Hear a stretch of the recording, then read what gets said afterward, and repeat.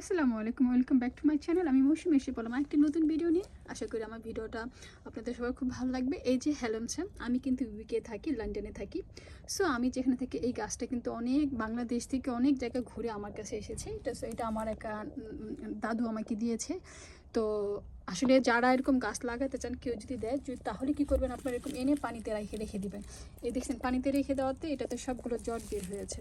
তো আমি এখন কি করব, এই যে এইটা আসলে আমি এবছর এটাকে ঘরে রাখবো, কারণ আমি বাইরে দিব না।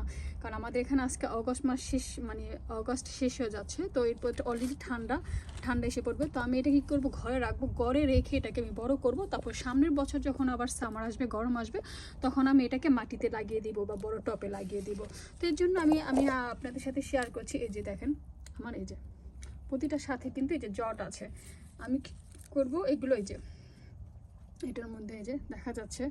সো আমার সবগুলোর মধ্যে আমি যতগুলো এই যে পানি থেকে উঠে ফেলে, এই যে প্রতিটার মধ্যে এই যেরকম জট আছে। সো আমি কি সবগুলো আমি এই টপটাতে লাগিয়ে দিব। যদিও অনেক হয়ে যাবে, তারপর অসুবিধা নেই, কারণ আমার আরও অনেক টপ আছে ঘরের ভিতরে, এত জায়গা হবে না। তো আমার মতো এরকম করে কিন্তু আপনারা করতে পারেন। যদি ঠান্ডা আসলে মারা যায়, তো যদি কারো গার্ডেনে থাকে তাহলে উঠিয়ে কিছু পানিতে রেখে জট আসলে পড়ালো ছোট্ট একটা টপের মধ্যে লাগিয়ে ঘরে কিছু রেখে দিলেন। জাস্ট মানে কনফার্ম যে যদি বাইরে মারা যায়, আপনার কাছে অ্যাটলিস্ট আপনার ঘরে আছে, সেটা আপনি আবার সামনের বছর বাইরে লাগিয়ে দিবেন। যদি বাইরে লাগিয়ে দেন তাহলে আস্তে আস্তে শুধু ভেঙে ভেঙে, যদি এখান থেকে ভেঙে ভেঙে পড়ে, যখনই হবে একটু বড় হবে, ভেঙে ভেঙে আবার মাটিতে লাগাবেন, দেখবেন যে আরও হবে। তো আমার এই বুদ্ধিটা যদি আপনারাও কাজে লাগান, আশা করি যে আপনারা উপকৃত হবেন আমার মতো এরকম করে। এই যে দেখেন আমি কিন্তু সব এরকম করব।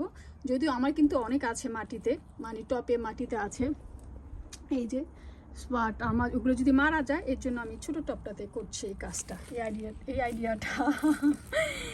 এই যে দেখেন সবগুলোর মধ্যে জট আছে, সবগুলো আমার মতো আপনারা করে দেখেন, দেখবেন যে অবশ্যই সামনের বছর আপনারা অনেক হেসি শাক খেতে পারবেন আমার মতো। সবাই ভালো থাকেন, আল্লাহ হাফিজ, আসসালামু আলাইকুম।